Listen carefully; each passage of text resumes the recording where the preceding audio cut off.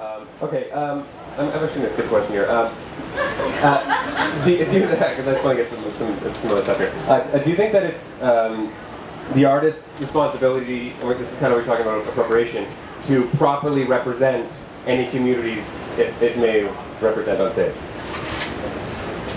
Well, to be honest with you, I have trouble parsing this question because it seems to me very strange to say that any one artist or even a group of artists could accurately or even want to represent a community. A community is not a consolidated block of people who feel the same way about everything. Like my favorite show of last year was the Gay Heritage Project, and they did a beautiful job of deconstructing this idea of community and the little tiny lies that we tell each other all the time that says, oh, I'm of this community, which means that I have the right to give voice to them. And I think it becomes very, very difficult to say, oh, I'm representing my community or any other community. Now, that isn't to say, though, that we should only put on stage ourselves and our own experiences. If that were the case, then every show would be populated by me, which is not a particularly interesting form of theater. By the way, it is you, because it's your interpretation of... Well, yes, no. Without getting too abstruse about the matter, there is a whole problem, I think, with acting as though authors and artists are the conscious devisers of meaning in their work. They are not. This has been pretty well understood by academia for a long time, but it has been very slow, I think, to catch on to the general public. Meaning is not produced by authors. Meaning is produced by audience members, whether they're readers or listeners. And so to say that, you know, what's on stage is me and my experiences is a little strange. It's me and my experiences in dialectic with every single thing that I've ever read, anybody's thoughts that I've ever heard, an entire history of things which I'm not even aware of on a conscious level. So, I don't know, it gets hairy, I think, when you say, oh, that's this actor, or that's this author's ideas and beliefs on stage, because then, of course, the moment there's something on stage that offends you, you get to go, oh, well, that playwright's a racist or a sexist, you know what I mean? But what you do, or what you experience, is not the same as what you are. Yeah, good, thanks. Megan? I think I've forgotten the question. It's do you feel that artists have a responsibility to properly represent any communities that they are presenting? I think artists have a responsibility to make an effort. I think that they have I think that it's true that you can never fully do it. But I think that you have a responsibility to never claim that you have fully done it if it is not your responsibility. I mean, if it is not your experience. And that, but that you also can't just go, I think it's this way, without doing any kind of research or anything like that. I mean, I couldn't decide I was going to write a novel about the War of 1812 and base it on the Arrogant Worms song, Who Burned the White House Down, you know, like, so I think that, not that that's a people's experience, but anyway. So I mean, I think insofar as you can, yes, but I think that it's that old thing about, like, when people say, oh, well, you couldn't actually play, because I remember this used to come up a lot with, like, in high school. You can't play an adult because you've never been an adult. Well, yeah, but that person's also never been in jail, and they're playing a convict. Then that person's never been well, okay, but we figure it out, right? I mean, we're actors for a reason, or we're writers for a reason.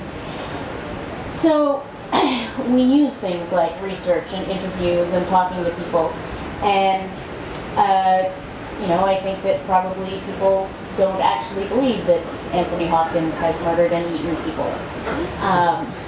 And maybe. Or and so So I think that it's that piece where you have a responsibility. So that's what I mean by they have a responsibility to try. They have a responsibility to make an effort to do the research and to do it as well as they can, but they also have a responsibility to acknowledge that they can never truly do it unless it's their own experience. Yeah, I suppose if a playwright only, if you're like a white male playwright like myself, then and you only write about white males, then it kind of limits the scope of theater in general. Yeah. Margaret? Yeah, just to follow on that, you know, incorporation is a pretty interesting thing.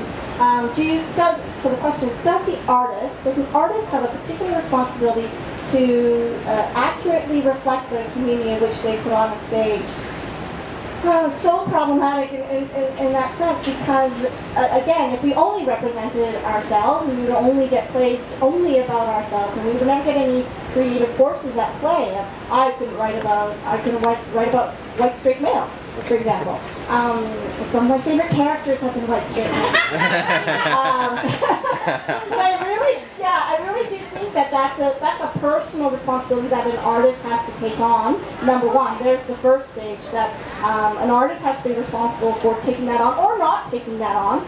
But then the next layer of that is everyone else gets to be the arbiter of whether that's acceptable or not. So audiences will tell you whether that's acceptable. Artistic directors will tell you whether that's acceptable by programming or not programming their work if they don't feel that the truthfulness of research is there. So I think that, you know, it may be a personal responsibility as an artist, but then it will fall onto the larger community to answer if a particular piece doesn't accurately represent the community. And you have to ask, why does it not do that? Great, thank you. Okay, so do you think it's the reviewer's responsibility to take into account then new forms of performance that they aren't familiar with, which could be experimental or it could be culturally different, or simply to offer their opinion based off of their own personal experience? And if it's the latter, how do we foster diversity both culturally and in performance? Well, I think all a reviewer can do is just give their own personal, honest opinion. So you don't think they should have to do then research on the context, like if it's all Western based? I'm dubious about the extent to which such research would be of any benefit. Yeah. Like I mean, I think there's a really good question to ask about whether or not a reviewer is qualified to review, like, I don't know, if I was to review a piece of no theater, I wouldn't listen to my opinion or give it much credence personally. But to say that therefore that my opinion is of no worth or merit at all is a very, very different thing. I think the only poultice to the dilemma which you refer is just diversifying the number of reviewers. Yeah.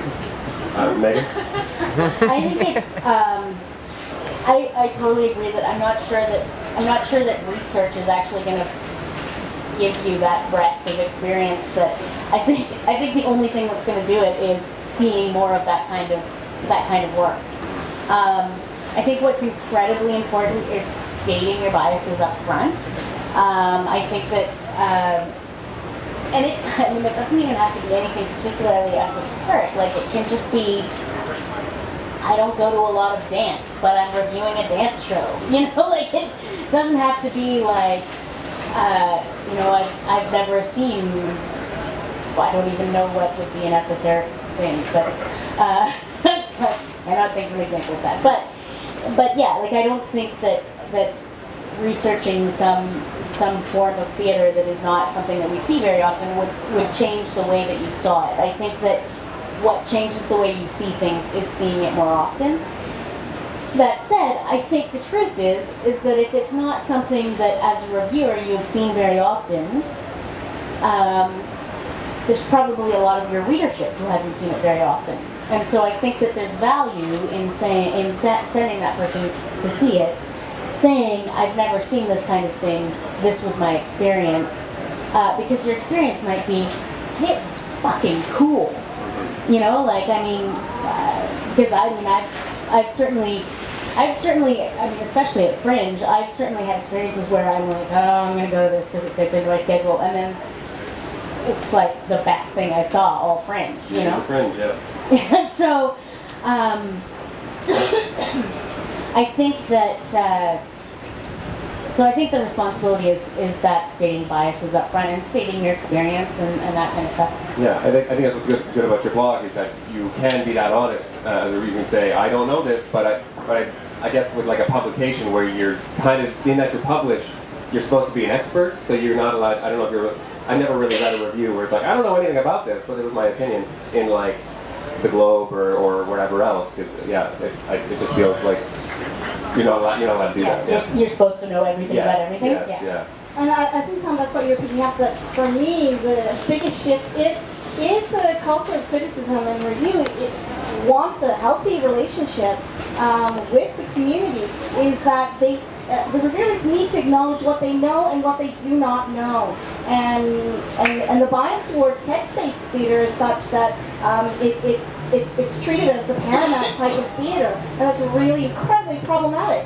when there's all sorts of work that's happening now, all sorts of interdisciplinary works that have nothing to do with text whatsoever, or have their roots and have moved further, or things we haven't imagined yet. What happens when those things show up and reviewers that are still consider the text-based form as the primary form? I'm not saying that it's not a great form. I work in that form still, personally. But there needs to be a more openness and an appreciation of other forms, and certainly I know we're touching on this because my other blog was of kind of diverse forms of different cultures as well, and different styles of storytelling. I will say I used to have this idea that I was going to put into action. I wanted to build a volunteer corps of people in the theater community, and they would wait in the lobbies of theaters, and they would wait on opening night. And when a theater critic would come, some particular curmudgeonly ones, they would just stand and they would say, "Come here, I'm going to give you a hug." And you like invite them in, and before they go see the show, you just actually, no, I think you just need a hug. And just give them a really good hug. And see if that would make a difference to their openness when they walked into the theater. And really, I was like, I wonder how many people would help me go to theaters and just give Richard Zini, just give him a little hug. Just give him a hug. There's something else to this as well, which is... I would love to give Richard Zini a hug too, just to say that I've done it. But there's something else to this too, which is that, and in your publication I think does this really well, which is that there are reviews that are extremely evaluative in nature about, and you guys don't do the star system, which I think is fantastic. And I know most critics hate the star system, but there is a sense in a lot of publications, and it goes back to what I was talking about earlier, which is art as a commodity, which is if you're expecting people to pay a certain amount of money for it, then you have to get people who are kind of giving buyer bewares, as in this is not worth your money, or this is worth your money, as opposed to giving any kind of detailed or discursive account of what the thing is, or what it does, or what it's about. It becomes lights, good, acting, excellent, set, depressing. That's it. Right, yeah. That revealed. Yeah. Writing, adequate. Okay, I'm going to start with Megan on this one. How can reviewers deal with their evolving opinions and tastes when their opinions seem so final? Like, what if you see a show and you're like, it's horrible, and later you're still thinking about it and you have been paying it, but it's already published? So one really awesome thing when having a blog is you have a comments section. And so I have actually been known to go back to my comments section and been like, so I've been thinking about this, and actually, this stuff is kind of interesting, actually. It's really stuck with me, which I think is pretty cool. But I also have to say that I've never seen a show where I'm like, well, first of all, I would never write in a review, this is terrible, because that's against our editorial policy. Because one of the things that is our thing is that the word that we use for this is just, it's not, hey, we don't speak in absolutes. Right, we don't speak in absolutes, because it's not good or bad, it's I didn't like it, or I really liked it. Because what in fact, it was a Fringe show that really drove this home for me once. I remember going to a Fringe show once where I would have happily gouged my eyes out, and the person behind me clearly thought it was the funniest thing he had ever seen in his life. In fact, I was worried he was going to pee on me. He was laughing so hard.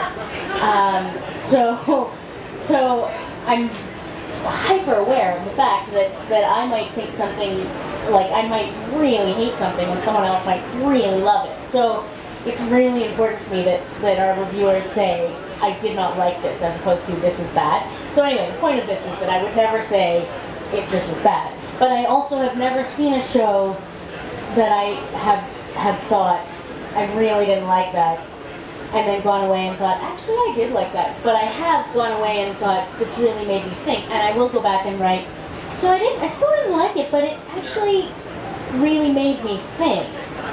So that's one good thing about being in an electronic format, is that you can go back and comment. Great. Yeah. Sure. Just in terms of, we were talking about context earlier, and how a show is created and what context it's being performed in. I think it's actually really important to this point that when you're not making absolutes and you're questioning the why of what's on stage. So what happens? It means that you're not just adjudicating what's on stage, but actually the motivation behind the artist to do what they want to do. And it's kind of the reason why, if I end up being at a play that I hate, that I really am absolutely hate, I will try to get back to go to it again and go to the Q&A. Because I need to know what those people are thinking. But it honestly becomes, and I think that speaks to the spirit of your site, if you're because of not using absolute, then you are asking why, which I think is an important function of art. And do you find, sorry, did you go back to, do you find that people engage on your comment section to start a discussion, or do they, no? Like if they get a review?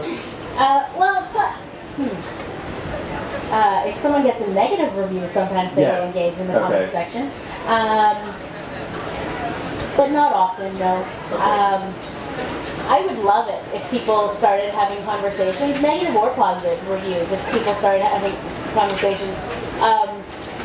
The longest conversation I think that happened was when my university script analysis professor wrote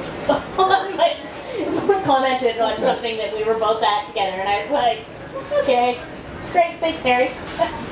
Interesting. Yeah. Do you have any of that, anything? No, that all sounds sensible. All right, great. Okay, so I think I probably know your take on this already, but do you ever intentionally try to offend or create controversy with your work? And have you ever encountered an instance where controversy was actually a beneficial thing? So whoever wants to grab that. Well, Tom, being edgy and controversial is a bit like being ladylike. If you have to say that you are, you probably ain't. So no, I don't. Look, audiences have an extremely sensitive bullshit barometer, and they can tell when you're trying really hard to offend them or be controversial in some way. That being said, I think controversial is extremely good in the theater. I don't think anyone here goes to the theater to have their beliefs and their moral presumptions reaffirmed, to be reminded of what great people they are and about how clean and cohesive their vision of the world is.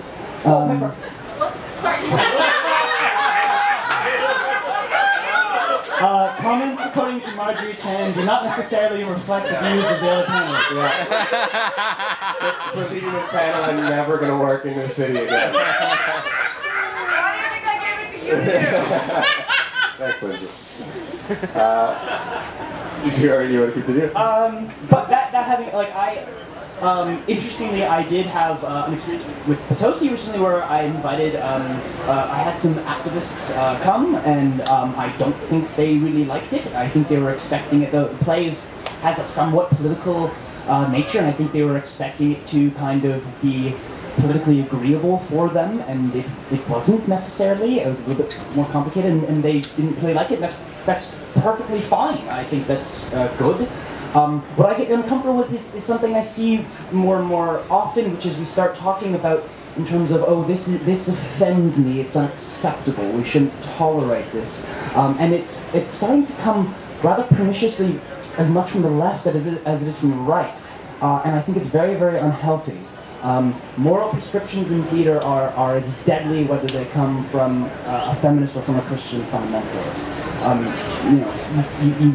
You are perfectly welcome to be offended by something and to disagree with something, but to say therefore that is not acceptable as art, or I reject that as theater, that is worthy to be on the stage, is I think very, very dangerous.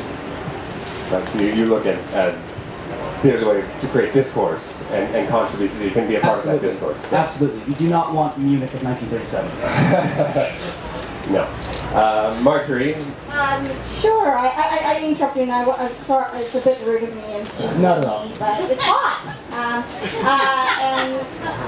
Because I actually honestly believe there are many, many theater goers who go to theater to have reaffirmed their own beliefs. And as soon as that begins to become a challenge to them, then they, depending on who they are, they may either engage, they may get angry, they may walk out sometimes on my shows.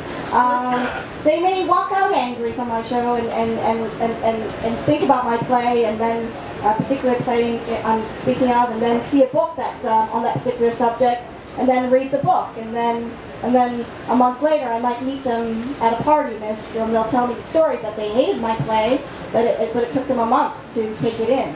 So I disagree with the fact that there are people that are looking for that. But I don't think that's the artist's job, is to serve that audience, for sure. No, I'm just living in a pleasant little fantasy. Yes, a little indie world fantasy. To answer that, have I ever deliberately gone out and been controversial? I don't know. I'm just, I've always kind of done my own thing, and my parents are grateful that I have a job, and so, I will answer to my own aesthetic, and that might piss people off. Sure, yeah, but it was not necessarily intentional to piss them off, yeah. And I'll change it a little bit for you, because I think I know exactly how you feel about that. So it's, how do you deal with material that you deem offensive in your reviews?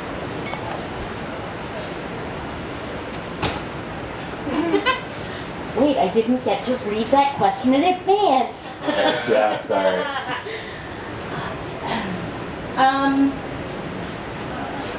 Can you speak about the review about which someone put in front of me? It was about it was a person who wrote a play that you questioned the truth of his story, his stories.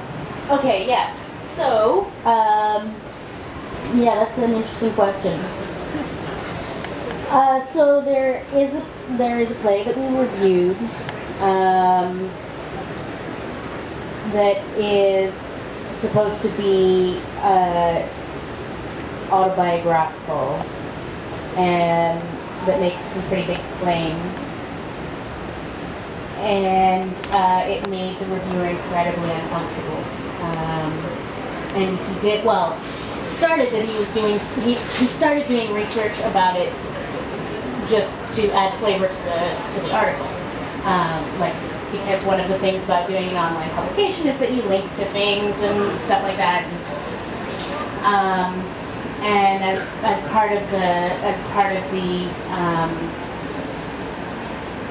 the work, it was stuff that there should be a trail. And he then contacted, and this was actually.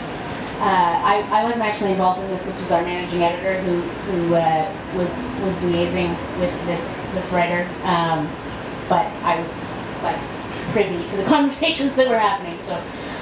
So he also contacted the writer of the play, and the writer of the play didn't respond, and we held the review, and there was and there was a lot of back and forth on what to do, and we. Ultimately, the writer decided that he was uncomfortable enough that he really felt like it was something that needed to be called out. And that also he didn't have enough proof to be like, hey, you're a big liar. But that what he needed to say was, this is something that really I feel like there should be a trail for. And I contacted the writer for more information and didn't get the information, and did the research and it wasn't there. So I guess that and actually with Tozy, there's that can definitely, there's controversy around that too, and what our reviewer said on that was that it's a fantastic play, but you need to be aware that there is a lot of violence in it. So maybe that's not controversy, maybe that's not the same as controversy, but it's like maybe it's not the same kind of thing as you're talking about. But in both those cases, there are things where we're trying to make sure that the reader is aware of what they're getting into before they go in. Gotcha. So you want to provide trigger warnings, basically, if you find something like that. Yeah, that's kind of what it is. Right. Yeah. Fair enough. Okay. I think we're starting to run out of time. I know Marjorie really wants to flip that table, so I'm just going to ask one more question. Do you think that the content of any show has to alter depending on its audience? That's a very strange question. Because surely audiences are created based on the product. Like, I don't know. I mean, I'm sure there's somebody who tailors their content to a particular audience, but in general, I think that for those of us who make art on a regular basis, there's you can only do what you do. I can't be some other artist in order to get more people to watch me, because it would show, and I would be terrible. I can only do my own thing. I guess to clarify what I mean on that is, say for example, I'm doing a show about domestic violence, and I know that I'm doing it for a group of women who have gone through that. Do you think that needs to be taken into account, and perhaps if there is anything that's particularly graphic, that needs to be altered to for this group? I know what you mean. I'm uncomfortable. I totally see why in that situation, for example, you would want warnings. However, I'm uncomfortable giving a prescription about it, because there might be some value in it, in the surprise of that. There might be, I mean, again, like, it's difficult to, what we've been talking about really today is the kind of theater where you pay for a ticket and you sit in a darkened room and watch a thing. That's not at all the kinds of theater that there are. There's a lot of participatory theater, there's foreign theater, there's the stuff that Gusto Bilal was doing with Tarkovsky. And so in that kind of context, I don't know that those kinds of warnings would be congenial. I don't know. I'm uncomfortable giving prescriptions. I'm going to have to play the negative on